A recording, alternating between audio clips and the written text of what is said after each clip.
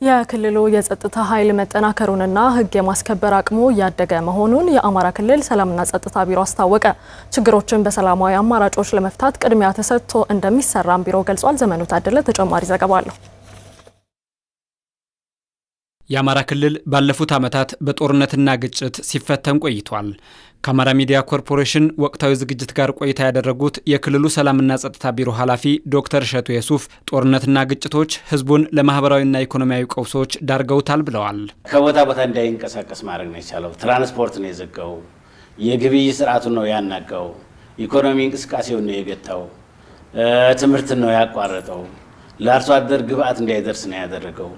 በአጠቃላይ የአማራ ክልል ህዝብ እንደገና ኑሮ እንዲመሰቃቀል ነው እንጂ ጥያቄዎቹ እንዲመለሱ የሚያነሳቸው ጥያቄዎች በፍትሃዊ መንገድና በህጋዊ መንገድ እንዲመለሱለት ሳይሆን ጥያቄዎቹን ከመመለስ ይልቅስ ወደ ማወሳሰብና ተጽዕኖ ወደ መፍጠር በማህበራዊ ሁኔታ ቀውስ እንዲገጥመው፣ በስነ ልቦና ቀውስ እንዲገጥመው፣ በኢኮኖሚ ሁኔታ ቀውስ እንዲገጥመው፣ የስራ አጥነት እንዲባባስ፣ የኑሮ ውድነት እንዲያሸቅብ አደረገ እንጂ የህብረተሰብን ጥያቄ ወደ መመለስ አልሄደም። በተሰሩ ስራዎች የክልሉ ሰላም መሻሻል አሳይቷል ያሉት ቢሮ ኃላፊው የክልሉን የጸጥታ ኃይል ለማጠናከርና ህግ የማስከበር አቅሙን ለማሳደግ እየተሰራ መሆኑንም ገልጸዋል። የክልሉ የጸጥታ ኃይል በራሱ ቆሞ ክልሉን ማስተዳደር፣ ክልሉን መምራት፣ ክልሉን የህግ የበላይነት ማስከበር እንዲችል የተለያዩ ስልጠናዎች እየሰጠን ነው።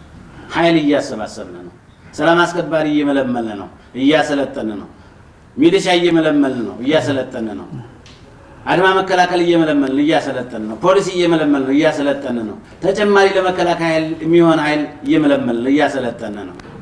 የክልሉን ጸጥታ በራሱ ማስከበር የሚችል መዋቅር፣ ተዋግቶ ማሸነፍ የሚችል መዋቅር እየገነባን ነው። ሰላም አስከባሪ ብቻውን አሁን ይወጋል። ሰላም አስከባሪ ወረዳዎችን ነጻ ያወጣል፣ ቀበሌዎችን ነጻ ያወጣል። ከአድማ መከላከል ጋር ሲቀላቀል ደግሞ ብዙ ስራ ይሰራል። ክልሉን ወደ ተሟላ ሰላም ለመመለስ ሰላማዊ አማራጮች ላይ አሁንም ቅድሚያ ተሰጥቶ እንደሚሰራ ተናግረዋል። ግጭት እንዲቆም ነው ፍላጎት። ሀሳብ ያለው በውይይት በምክክር የሚል ነው። ዘላቂ መፍትሄ የሚያመጣውም ይሄ ነው። ወደ ልማት እንድንገሰግስ የሚያደርገንም ይሄ ነው። እልቂት የሚቀንስልንም ይሄ ነው። ከልማት ወደ ኋላ መቅረት የሚያስቀርልንም ይሄ ነው። ስለዚህ የክልሉ መንግስት አቋም ምንድን ነው? ሁሉም የታጠቁ ኃይሎች ሰላማዊ አማራጭን ይቀበሉ እና አብረን እንስራ። ብዙ የቤት ስራ አለብን። ድህነት የሚባል ጠላት ከፊት ለፊታችን አለ።